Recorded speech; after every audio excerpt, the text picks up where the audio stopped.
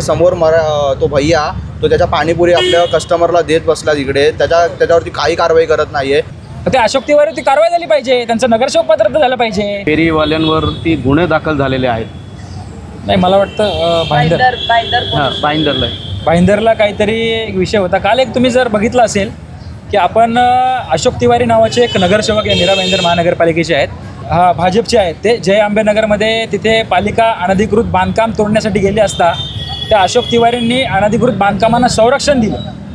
दुसरीकडे मात्र मराठी माणसाला वाचवायला कोण आलं नाही आणि तिकडे संरक्षण करायला गेले अनधिकृत घरांच्या बांधकामासाठी, जे स्वतः नगरसेवक आहेत, ज्यांचं काम आहे की अनधिकृत बांधकामं झाले नाही पाहिजे. मग तुम्ही एकीकडे संरक्षण देता, दुसरीकडे मात्र आमचा मराठी माणूस वाऱ्यावर सोडला आहे. तिथे तुम्ही मराठी अधिकाऱ्यांना शिवीगाळ करता, धक्काबुक्की करता. तिथे आमचे अधिकारी जे मनवणारे आहेत मराठी आडनाव लावून तिथे मूग गिळून गप्प बसले आणि दुसरीकडे असं आम्हाला ऐकायला मिळते की फेरीवाल्यांच्या विरोधात तुम्ही पोलिसाकडे तक्रार करायला जाता. ते अशोक तिवारीवरती कारवाई झाली पाहिजे, त्यांचं नगरसेवक पात्र झालं पाहिजे.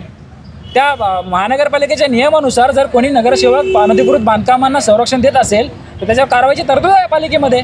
मग अशोक तिवारी तुम्हाला एकदम गलिच्छ भाषेमध्ये शिवी देतो, तुम्ही काय केलं त्याचं? तुम्ही फक्त MRTPचा गुन्हा नोंद केला.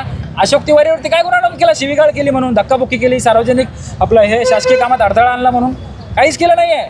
म्हणजे याचा अर्थ असं होतं की सगळी व्यवस्था बरबटलेली आहे. तुम्ही अजूनही मानसिक गुलामगिरीत जगताय आणि तुम्ही सगळे गुलाम आहात. इंग्रज जाऊन जरी 76 वर्ष झाले परंतु तुम्हाला हे राजकीय लोक गुलाम बनून वागवतात असा आमचा तुमच्यावर आरोप आहे. म्हणणार तुम्ही आता आरोप लावला की आमची मराठी माणसाची वडापावची गाडी तोडली, पण पाणीपुरीवालीची गाडी तोडली नाही, ती व्यवस्थित घेऊन तिथे जमा केली.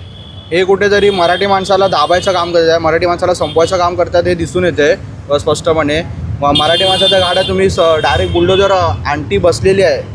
वय तरी बघता माणूस. पहिली गोष्ट ते बसलेले होते वडापावच्या गाडीवरती, तुम्ही डायरेक्ट त्यांच्यावरती बुलडोजर चढवताय. माझा भाऊ इथे होता, त्याला धक्काबुक्की करून साईडला घेत आहे, त्याला हे धक्काबुक्की करून साईडला घेऊन डायरेक्ट तुम्ही बुलडोजर चढवताय.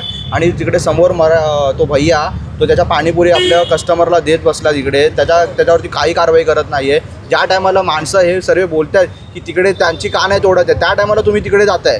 त्यांना पहिलं दिसलं नाही का तो तिकडे पाणीपुरी विकतोय करून? त्यांना सांगितल्यावरती त्यांना दिसतं का की तिकडे तो पाणीपुरी विकतोय? त्यांना पहिला दिसतं कसं नाही आहे असं. आणि वरतून त्याला पोलीस संरक्षण पण मिळतं आहे की त्याची गाडी आरामात, त्याला सर्व सामान उतरवू दे, आम्ही त्याची गाडी आरामात घेऊन जातो आतमध्ये तिकडे. आणि तिकडे घेऊन त्याची अजूनपर्यंत गाडीला हात पण नाही लावला, त्याची गाडी तिथेच उभी आहे पालिकेमध्ये.